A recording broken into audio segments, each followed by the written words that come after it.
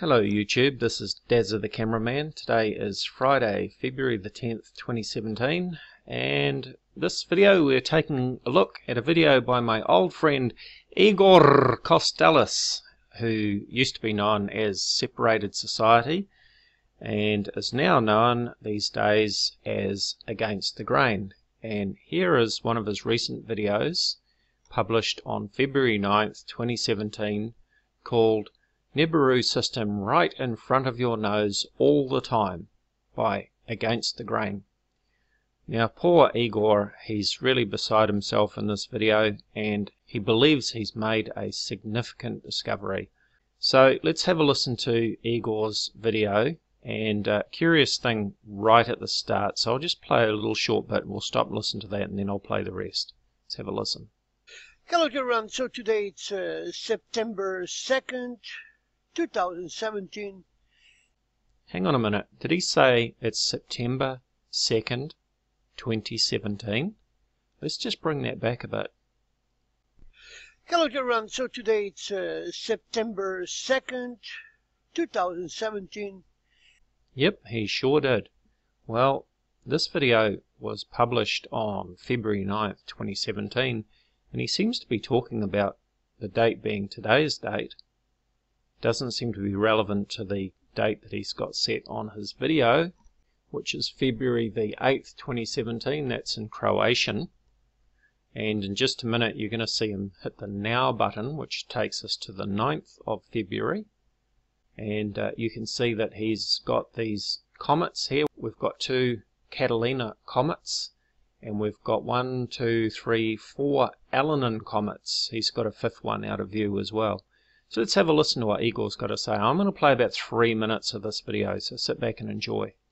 Finally resolve all the mystery about Elenin, about Catalina before, and about Catalina US-10, as you see on the program, which is here. I can press now, and here we go again. So you can see this is the company that's going together. So if I go from hour to hour, or if I move 30 speed backwards, you will see, or I'm sorry, 300 backwards, you will see the way this group is moving together. Here it is, 4 Elenin, Catalina US-10, and Catalina V4. This is something what it takes me more than 20 hours to put together. Maybe it looks very simple, but it's not, because I have to do a lot of probes to eliminate any suspicions that this is as I present this to you. So this is a very big picture. I have squeezed this maximally because this is the problem, that I cannot show you this in one picture, because here is the end of the globe. You don't see that, but here comes the sun, and this is the part of the system that's getting into our system. Here is the Catalina US-10. Here is the Elenin. Look at that thing cruising around these two comets. So I don't have this picture here. I will show you that. But this is it. I mean, this is, people, this is incredible. This is the complete system. This is the complete system. I'm at the end of my journey. I don't have to investigate anymore anything. I didn't know why I did not see that before. Why I didn't realize maybe this new Elenin give me the more strength or more imagination to put this puzzle together. Just watch this situation. People, you are watching Nibiru with all these planets, moons, and with the main planet, which are Catalina US10 and Catalina V4. So there you heard Igor's excitement. He's discovered the Nibiru system right in front of your nose all the time. And he's showing us the system rotating around the sky, these different components in the system moving around each other.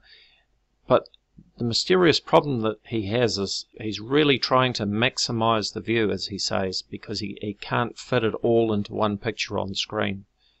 There's a good reason for that, and we're going to take a look in Starry Night now and see what is going on in Igor's view. And the first clue is, where are the stars? Why don't we see any stars in this view? Let's take a look. So here is a view in Starry Night Pro, the same date and time that Igor has set in his Starry Night Pro, from the same location in Croatia at 20:08 UTC on February 9th, 2017. As you can see, I've got all the same objects labelled. And Igor ran this forward at 300 times, so let's do that, and we'll see just the same motion that we saw in Igor's video with these objects moving around. And this is the moon, and this one here is Jupiter. But where are the stars? I'm not seeing any stars. Okay, let's stop that there and let's see what's going on. Well, first of all, let's show the horizon. Okay, and let's show the stars. So now things get a bit clearer, that we're actually seeing a large area of the sky.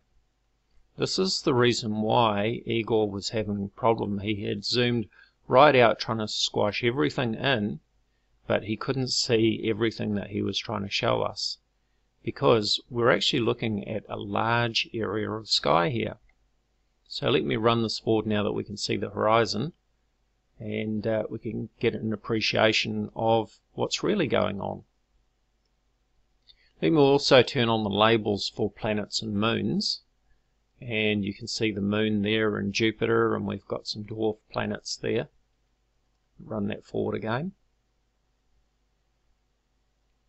So now the other problem is that Igor has been very selective in what he's showing us. He's showing us 2 Catalina Comets and 4 or 5 Catalina Comets.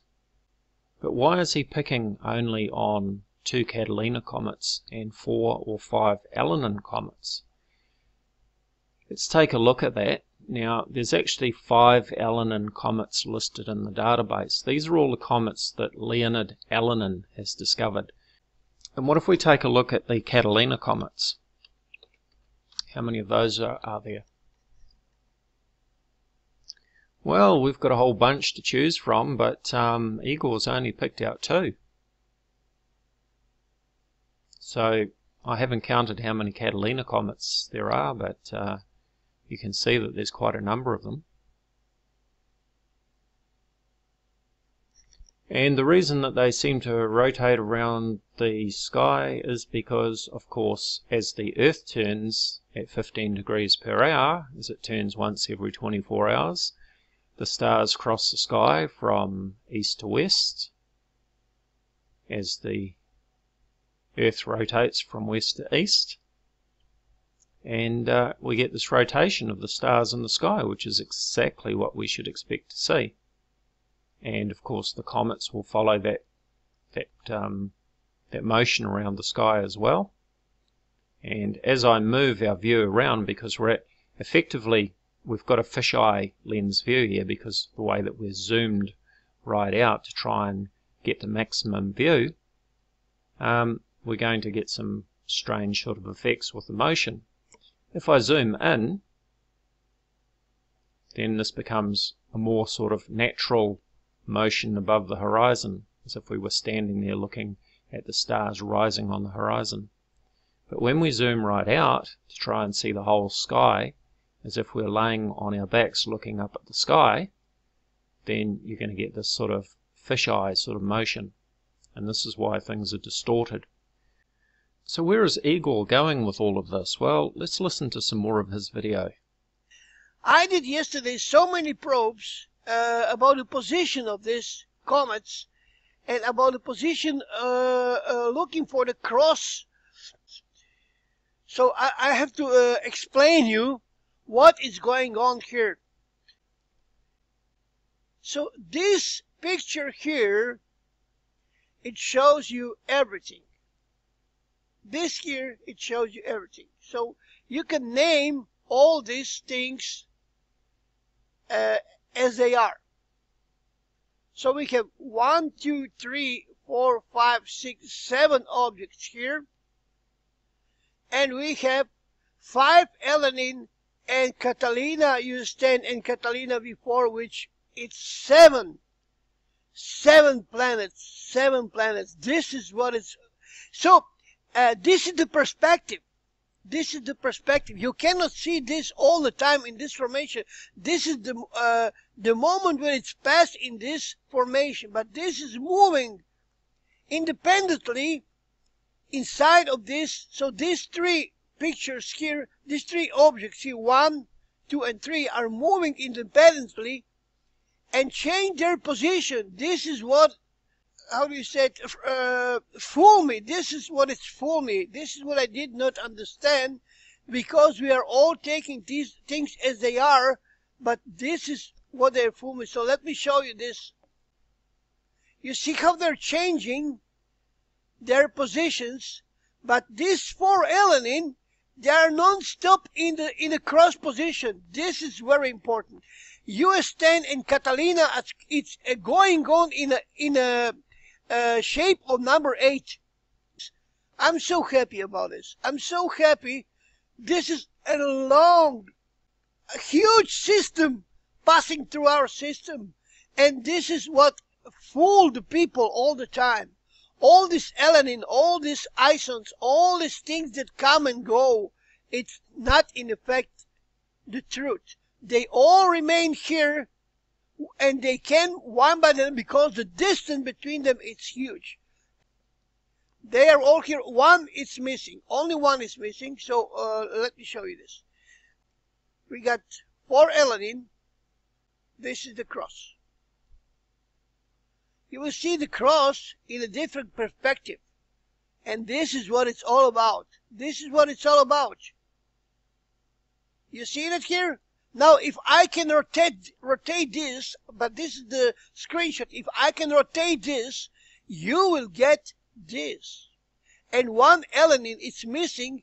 It's somewhere behind them. I don't know what does it mean, the 5th alanine. What is the role of this 5th alanine? I don't know that, but look this here. Look at this here. I told you one of these 2 is Nibiru. One of these 2 is Nibiru.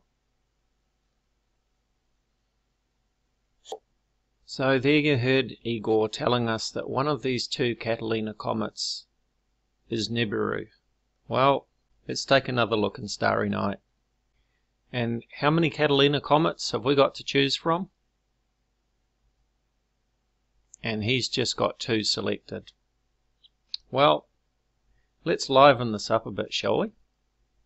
Let's set this so we've got a fisheye view of the sky, and let me hide the horizon just like Igor did. And let's turn those 2 off to start with, just to make it easier for what I'm going to do. And I can just drag my cursor down and turn on all the labels for all the Catalina Comets here.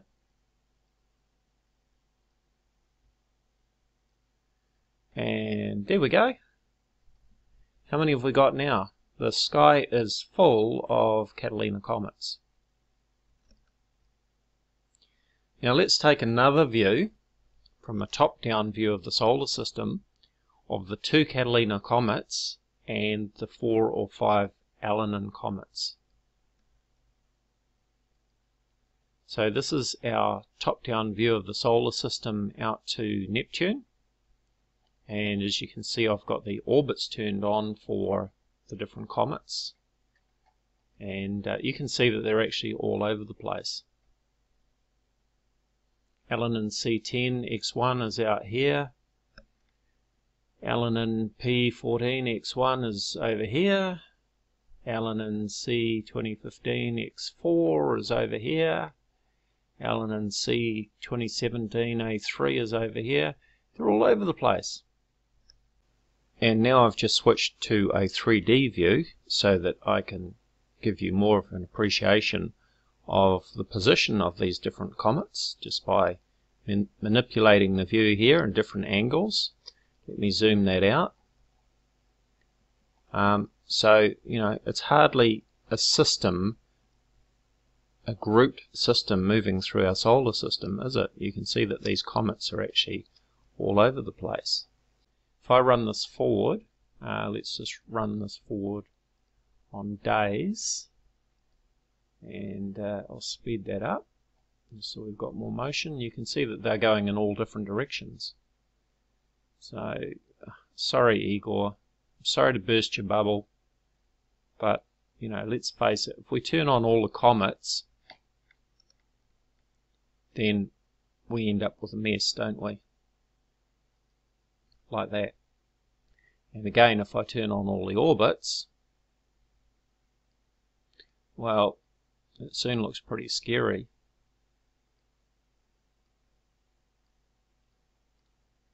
No, this is our view. Let me turn the horizon back on. Show horizon, or I could have just gone Control H. Okay, so there's our horizon back, and if I zoom in, this gives us a more realistic view as if we're on the ground. The moon is enlarged in that view, by the way. So those are all the orbits for all the Catalina comets, and you can see where they are. And let's go back to the view of the solar system and turn on, where are we, find, and let's turn on the Catalinas. And let's turn on those orbits again. So that's the orbit checkbox. So let's just run down there. Fortunately, I don't have to click each box. And looks like a bit of a dog's breakfast there, doesn't it? It's, when you turn on all the orbits for all of the comets, not just the Catalinas or the Alanins, but all of the other comets as well, you know, it's amazing how many comets are out there and are all whizzing around, and you know, sometimes it's a wonder. But it just goes to show how much space there is between objects out in the solar system.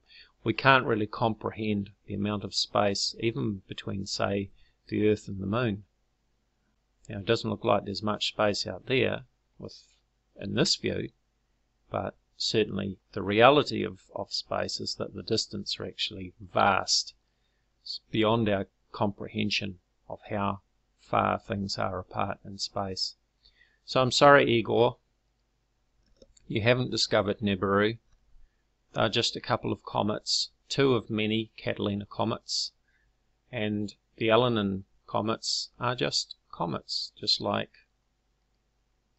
all the rest. This has been a longer video. If you're still with me at the end here, you've done very well. Thank you for visiting my channel. Please be sure to subscribe. For further discussion, please check out my Facebook discussion page, Voices of Reason to Explain X, or VORTEX. You'll find a link in the description area. If you'd like to support my work, you'll find a PayPal link on the About tab of my channel, and your support will be most appreciated. Thank you for watching.